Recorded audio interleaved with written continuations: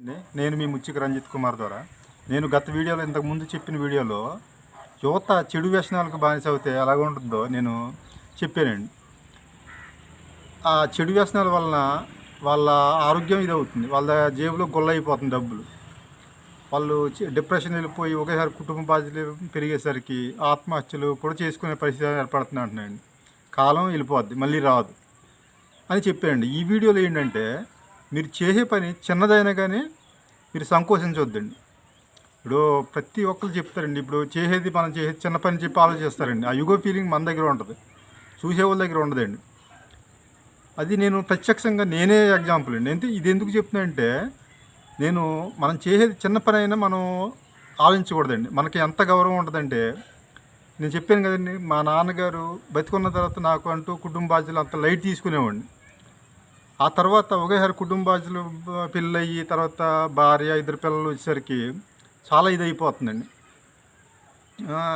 మా అమ్మగారిని కూడా వాళ్ళకి పొలం ఉంది కాబట్టి నేనైతే బాధ్యతగా తీసుకోలేదండి. మా అమ్మగారిని మాట్లాడతాను, చేస్తాను, నా వంతు నేను అప్పుడప్పుడు సహాయం చేస్తాను, కానీ నేను అయితే పెంచట్లేదు మా అమ్మగారిని.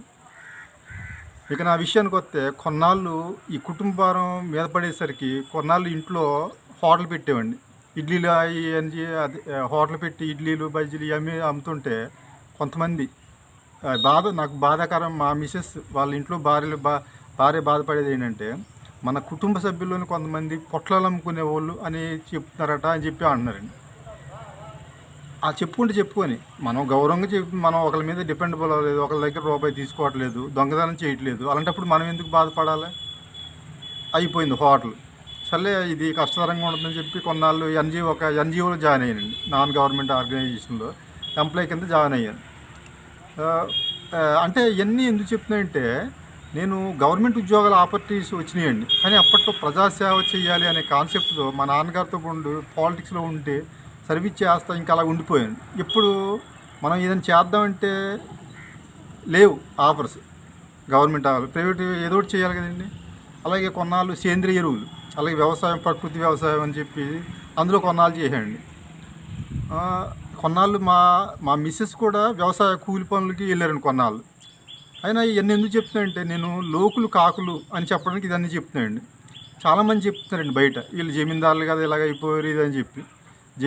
అది తర్వాత విషయం అండి. మేము ఎవరి దగ్గర రూపాయి అన్యాయం దోచుకోవట్లే, కష్టపడుతున్నాం, తింటున్నాం, మా ఇంట్లో అలా పోస్తున్నాం, మనం ఒకళ్ళ మీద చీట్ చేసి ఇచ్చేయట్లే అని ఎగ్జాంపుల్ చెప్పడానికి ఇది చెప్తున్నాయండి. అంతవరకు ఎందుకంటే మన అమెరికాకి ప్రెసిడెంట్ చేశారు అబ్రహాం లింకన్ గారు, ఆయన చెప్పులు కుట్టుకొని బతికేవారు, అది వచ్చి అలా ప్రెసిడెంట్ అయ్యారని చెప్తున్నాను. అమెరికా వరకు ఎందుకంటే మన భారతదేశంలో చాలామంది ఉన్నారు. ఫర్ ఎగ్జాంపుల్ మన super star Tamil Nadu super star Rajinikanth గారు ఆర్టీసీ కండక్టర్ చేస్తే ఈరోజు మంచి సూపర్ స్టార్, మంచి నెంబర్ 1 పొజిషన్లో ఉన్నారు. అలాగే మన మెగాస్టార్ చిరంజీవి గారు కూడా అంతే. ప్రతి ఫీల్డ్లో ప్రతి రంగంలో ఉన్నారండి. అలాగా మనమే చిన్న చూపండి. మనం పని చేస్తే 10 మంది ఏమనుకుంటారండి? ఏమీ అనుకోరండి. పైగా గౌరవం ఉంటుందండి. మీరు ఏ చిన్న పని చేసినా రూపాయి స్వశక్తితో సంపాదిస్తే గౌరవం ఉంటుంది. ఇలా చెడు వ్యసనాలు ఉండడం వల్ల మీకు చెప్తున్నాను కదా, మీకు గౌరవం ఉండదు, మీకు సమయం మళ్ళీ కలిసి రాదు, డబ్బు వృధా, అనారోగ్యం పాలవుతారు, అన్నీ వేస్ట్ అండి.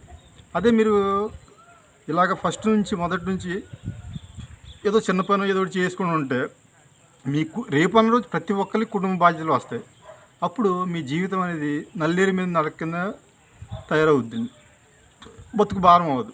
కాబట్టి ఈ వీడియో ద్వారా నేను చెప్పదలుచుకున్నది ఏంటండి, ఇప్పుడు చిన్న పని అయినా మీరు ఎప్పుడు సంకోచిస్తుందండి. అది అలాంటిదైనా పర్లేదు, ప్రభుత్వ ఉద్యోగం అక్కర్లే, ప్రైవేట్ ఉద్యోగం అయినా కానీ ఏ చిన్న పని అయినా కష్టపడి సంపాదించడం, కూలి పని ఏదో ఒకటి, మనం తప్పని చేయనంత వరకు ఏం పర్వాలేదండి. తప్పని చేసి దొంగతనం చేసి ఈరోజు ఏదో అంటారు, దొరికితే దొంగ, దొరకపోతే దొర అంటారు. ఏదో ఒక రోజు నువ్వు దొరకవచ్చు కదా. ఈరోజు నువ్వు రాబరీ చేసావు, ఇంకో చేసావు, దొరలాగా ఉండొచ్చు. రేపు అన్న రోజు నీ పరిస్థితి ఏంటి అని తెలియజేసుకుంటూ, చిన్న పని అయినా పర్వాలేదు అని తెలియజేసుకుంటూ ఈ వీడియో చేస్తాను. నమస్కారం.